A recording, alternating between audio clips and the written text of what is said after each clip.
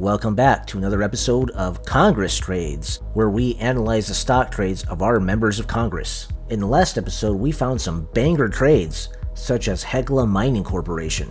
Since its purchase by a child of Debbie Wasserman Schultz on August 9th, it's broken out to a new range and has been up as much as 46%. Stonks. Or Shelley Capito's husband, who recently sold Norfolk Southern Corporation and bought Broadcom and Nike stock. Both of these companies had a little bit of a dip since the initial purchase, but since have rallied about 8% each. And there's also Marjorie Taylor Greene, who's been steadily buying up a diversified basket of US tech stocks, and also buying the dip in Lululemon, which might just be about to make a comeback. So let's find out what gems are hidden in this week's episode of Congress Trades. So the first trade that we have is Rudy Yacom, who at the end of September bought a small amount of U.S. Treasury bills. His district here is in the northern part of Indiana, covering South Bend, Elkhart. Doesn't include the northwest Indiana area, which is Gary, where I'm originally from. And then we also have another Republican, Darrell Issa from California, also selling actually quite a bit of Treasury bills in the millions of dollars. And he's really late on reporting this, over 200 days. What happens when these congressmen are really late on reporting? Well, according to the Stock Act, they face a fine of at least $200. It doesn't seem that big of a deal if they are kind of late reporting. But I don't think those trades are very interesting, these Treasury bill trades. But what is interesting is Morgan McGarvey's trade in Apple here, from August 13th to August 19th. And that's about the time that we had that dip. And by the way, this was his spouse making the trade. So we had that huge dip in the market caused by the Japanese yen carry trade blowing up. So that means that he would have bought right here and sold about right there. So he made kind of a scalp trade. Pretty good move. I would say if you wanted to have a concentrated bet in tech, Apple was probably the way to go. So this was just a case of buying the dip. Next, we have Bill Keating down here selling Bank of America, Becton Dixon. Actually, let's expand this to show 96 at a time. So we have Bill Keating selling a whole lot of stock here in various banks and industrial and even tech companies. Microsoft being sold, semiconductor sold, all relatively small amounts. His biggest holding that is selling is Comcast Corporation, and also selling a treasury note of $15,000 to $50,000. So this guy seems to be raising a moderate amount of cash. Maybe this is a portfolio management thing. Maybe he's waiting for a dip to happen. Who knows what his situation is. We also have Republican Michael Burgess selling a moderately large sum, $15,000 to $50,000 of Illumina. Illumina has been having various business trouble lately, where one of their acquisitions of another company called Grail has been working out very well for them because of antitrust regulations, and their core business and DNA sequencing just seems to be stagnating. So it's understandable why this person might be selling this if they don't have any confidence in the long-term business prospects. So it's probably a fundamental reason given the company's troubles. And we also have some sell trades here by Democrat Greg Landsman selling Adobe, Amazon. Looks like these were trades made with both him and his wife. So he was selling Adobe here August 14th. So it would have been right about there as it was recovering from the dip. And then Amazon on the 21st. Wow, how timely, right before it started to pull back. But what did he buy around that time? He seemed to have swapped that money from Amazon and Adobe and into Arista Networks. And he also sold Ulta Beauty. And if you recall, Ulta Beauty was being bought by Warren Buffett but had a kind of a nasty quarter. So let's see what happened after August 14th. So August 14th, 13th, 14th, that would have been a sale right at the bottom. I made the same trading mistake. But it was kind of a small amount, between 1 and 15,000. Probably just because the quarterly results weren't that good. I was thinking the fundamentals didn't sound too great either, but apparently a lot of people bought back the stock, probably because Warren Buffett has confidence in that company. Now, Arista Networks, how interesting. This one has been on its way up since August. So the buying was taking place somewhere around this area, And look where it's up there. It's up to like 380, 390 from the 340s. Doing a rough calculation on that, we're looking at about a 11% gain. Next we have Jonathan Jackson. Selling a chunk of Lam Research Corp, which is a chip making equipment manufacturer. And also Simon Property Group, he's buying that, which is interesting. So here's a chart for Lam Research. This is actually one that I'm holding in my basket of stocks. He sold it here on August 26th, and it was headed down at the time, but it's made some of a rebound. And I like this double bottom here. From a technical standpoint, I think this makes an appealing swing trade. I'm not exactly sure what he's thinking about when he's selling this. Maybe it was to swap whatever money he had in this for Simon Property Group. So maybe it was a portfolio rebalancing move. And if we look here at the Simon Property Group chart, it has a nice breakout going on here. And it looks like he bought right around the time of this breakout. Let's see, yeah, right there. Simon Property Group, it offers a 4.6% dividend yield. I'm kind of surprised at this given how many dead malls there are in America right now. But Simon Property Group must be making a load of profit on the malls that are profitable. So I think this is one worth looking into more from a fundamental perspective, but from a technical analysis perspective, this is very interesting, especially how close it is to the 5-year high at 171. All right, and next we have Thomas Keene Jr. here from New Jersey, Republican, and he is buying a small amount of this company called Fortive Corp. And Fortive, it's one that I'm unfamiliar with, but it looks like a company that sells software for manufacturing in both the United States and China. Here's what that daily chart looks like. From a technical perspective, this isn't very interesting to me. And here we have Marjorie Taylor Greene's trades again. She's buying a whole basket of different U.S. companies. We've got Google in there, Berkshire Hathaway, Blackstone, Cardinal Health, Intel. She's buying Lam Research when Jonathan Jackson was selling Lam Research. And she's got Microsoft, Southern Copper Corp. That one's an interesting one because if you want to make a bet on copper as a commodity, this is probably the best stock to do that with. What I think Marjorie Taylor Greene is doing is that she is a business owner and probably has a fairly high income. And just looking at the types of companies that she buys and in the amounts that she's buying, I get the sense that she's just looking for good, solid American companies and is just throwing her excess cash into those companies. All right, so let's take a look at Rick Allen here. He's selling, or his spouse is selling John Deere and buying U.S. Treasury bills. On a weekly chart, it's not very interesting. Looks like it's kind of in a holding pattern in a consolidation phase. Unless it breaks out of this range, personally, I don't find this to be a very interesting stock. And maybe he's thinking the same thing. So here we've got another Republican from Oklahoma, Markwayne Mullin, and he's selling Edward Life Sciences, buying something called Via Holdings, selling Starbucks, and buying TJ Maxx. So this seems like an interesting portfolio rebalance. Edward Life Sciences is something that I'm not so familiar with. Okay, so they make valves, medical equipment. The stock looks like it's down. I like to use Perplexity to give me kind of a summary of any major news events that are happening. Okay, so this is a company that seems to be in transition, and maybe that transition isn't going so well. Now let's take a look at this IQVIA Holdings, IQV. They are another life science company. So he's switching from one life science company in his portfolio to another, selling Edward Life Science because they have some fundamental issues going on, and he's trying to replace it with a winner. And this chart, from a technical standpoint, is interesting to me because you have this line right here. It looks like it tried to break out back then earlier in the year unsuccessfully. What seems to be forming right here is what's called the cup and handle pattern, where you've got this big cup, which is a very long pullback and consolidation area where the stock kind of goes through the decline, but it doesn't really fall below a certain price because you have informed buyers buying these dips.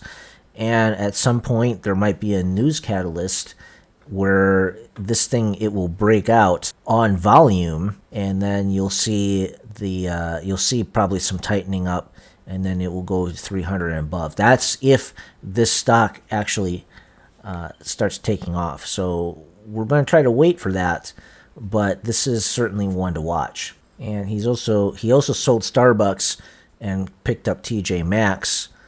TJ Maxx is in an uptrend. Seems like another portfolio rebalance.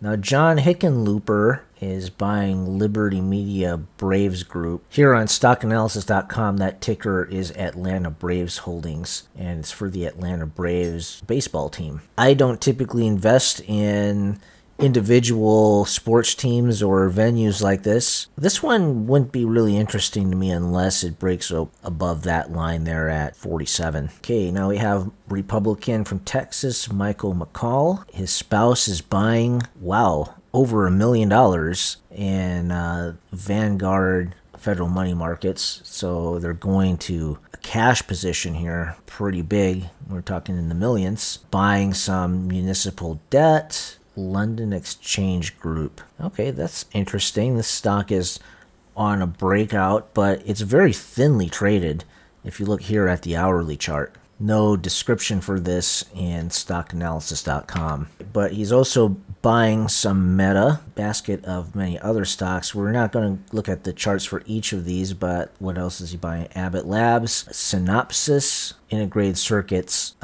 testing systems. There's a chart for that. It's kind of in a downtrend along with the rest of the semiconductors. And if we look at the Meta chart here, this one's continuing to break out the highs. He bought this back in August. So that was actually right before the big dip that we got when we had that carry trade crash. Actually would have been a decent point to buy. 486, it's at 567 right now. Buying some biotech. Woodward. Interesting. So Woodward makes aerospace components. I actually like the aerospace sector. So here's the Woodward chart. One of the companies that I recently added to my holdings was this Lohr Holdings. They own a series of small manufacturing companies that make specialty parts for aircraft. I like the diversification on this one and the cash flow, but Woodward seems to do a similar type of business, and if you're into aerospace, it might be worth looking into. He's got Dynatrace, which is a cloud security platform. Here's a chart for that. It's in the consolidation area, but it looks like he sold a few things too. He sold First Cash Holdings. Oh wow, look at all of these sales. Oh, and that's interesting. He also sold some Woodward. He sold Visa. He's selling Charles Schwab, so he's selling some banking sort of stuff. He's selling big tech, but he's buying Meta. Oh, but he's also selling Meta here. Let's take a look. This is some active trading going on here. So 15,000 sold Meta on August 26th at 521, and he bought Meta on August 2nd at 488. Okay, so this is pretty much how that trade went for him. He bought right here, and he sold up here. So it looks like he sold on this break of the uptrend. Okay, so he's a his spouse is a very active trader. So if you look up who Michael McCall is married to, he's married to the daughter of the Clear Channel Communications founder. So it makes sense that they would be trading millions of dollars worth of stock, because they might, if they're not billionaires, they're mega millionaires. Having founded that company. But it also makes it very difficult to kind of follow along with what their trading strategy is just based on this website here, Capital Trades, because they trade on such a frequency where they're in and out of the stock within like a month that you'll probably be a little bit late for trying to piggyback on any ideas, and you don't really exactly know what their strategy is. Having that much capital available probably changes whatever their overall investment strategy would be. Pete Sessions, also from Texas, bought a small amount of NVIDIA here in September.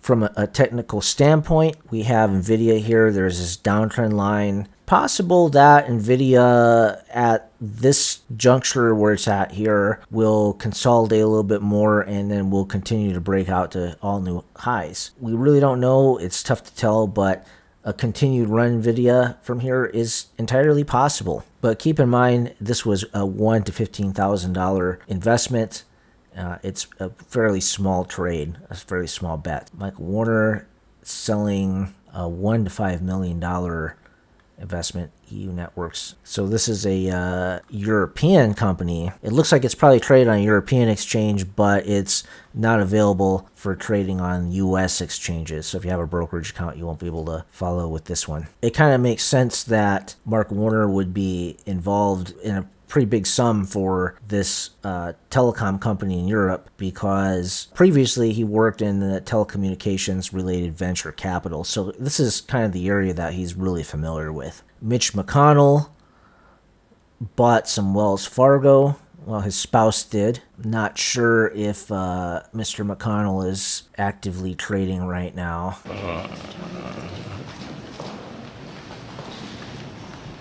We have Carol Miller, Republican, selling Warner Brothers Discovery Channel. Then we have Laurel Lee here, buying some Apple, buying some JP Morgan.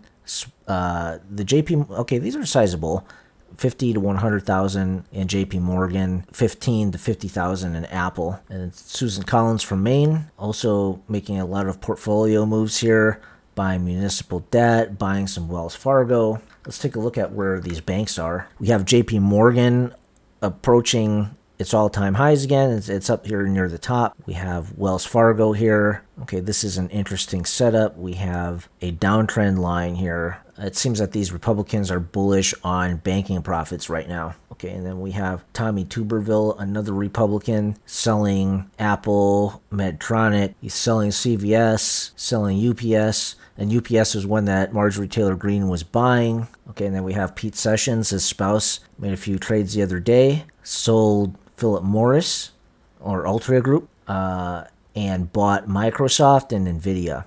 And like I said, like the tech stocks right now have been hammered a little bit. They're sort of in a correction. Stocks like Microsoft, they might pick up from here and continue their run. Whereas if you look at the Mo chart, this kind of came up to the top of the range. It might be kind of range bound right here. So I think this trade kind of makes sense. Okay, so we now have another Democrat here buying municipal debt and sold some treasury bills, a lot of treasury bills, probably to make some of these purchases. We have two more Republicans here. Antero Resources. This trade is interesting because Antero Midstream is also one that Congress members have been buying. Yeah, quite a few Republicans have been buying the transportation company as well. So Antero Midstream Corporation is a high dividend yielding energy transfer company. So they have a network of pipelines, and they collect stuff from the Antero Resource as well. So you have Antero Resources, they're the exploration and development company in the Appalachian region, and then Antero Midstream does the transportation of those natural resources. And both of these companies seem to be favored by Republicans. So here's a chart for Antero Resources. Here's the Antero Midstream. Pipeline transfer companies like Kinder Morgan have been doing really good lately. Normally, they don't make moves like this. And here we have Nancy Pelosi buying what looks like a private, some type of independent company. Josh Gottheimer here, a huge portfolio rebalance, buying Abbott, selling some of the chips, Air Products, selling that, buying Apple, buying Berkshire. Marjorie Taylor Greene was also buying Berkshire, selling biotech, selling Booking Holdings, which owns Priceline.com. Okay, he sold a stake in the restaurant chain Chuy's, buying Coca-Cola. And these are all relatively small amounts. These are like portfolio adjustment size trades. Buying Goldman Sachs, another bank that we see that they're bullish on. Okay, so he's getting out of the tech stuff, going to banks, going to safety picks like Coca-Cola. And look, he's trading Microsoft. And this is really interesting because he bought and sold on the same day. I don't know what that's all about. Sold Norfolk Southern. As I mentioned earlier in the video, we had Shelly Capito's husband sell Norfolk Southern and rebalancing some other stocks. Sold Oracle on August 2nd and bought ServiceNow. Sold Shopify. Now, it's kind of hard to tell exactly what he might be thinking about some of these stocks right now, because these filings are like 30, 40 days late. And so some of these trades, based on like the frequency of trading I see going on here, some of these ideas, these positions he might already be out of. the ones that he's been buying. Okay, if we go to 0 days here, we have Rudy Yakum buying some more treasury bills. I'm not exactly sure why it was listed in this order, but some more treasury bill purchases there. A fund purchase, treasury note purchase. Here this Democrat's buying a little bit of Procter & Gamble, another one that you would go to for like a safe investment. Marjorie Taylor Greene putting away some cash into treasuries. That makes sense. And then here we have Khanna from California.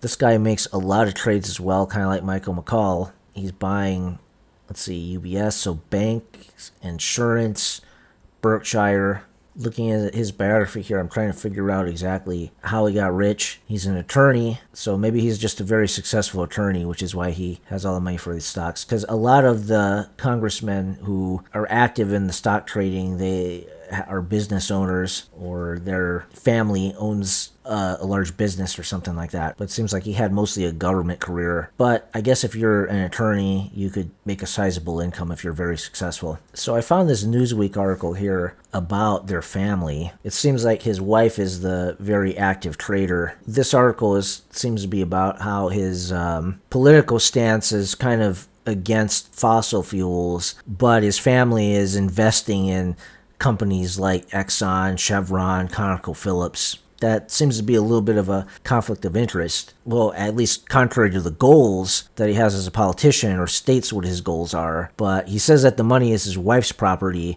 and they were completely separate prior to marriage.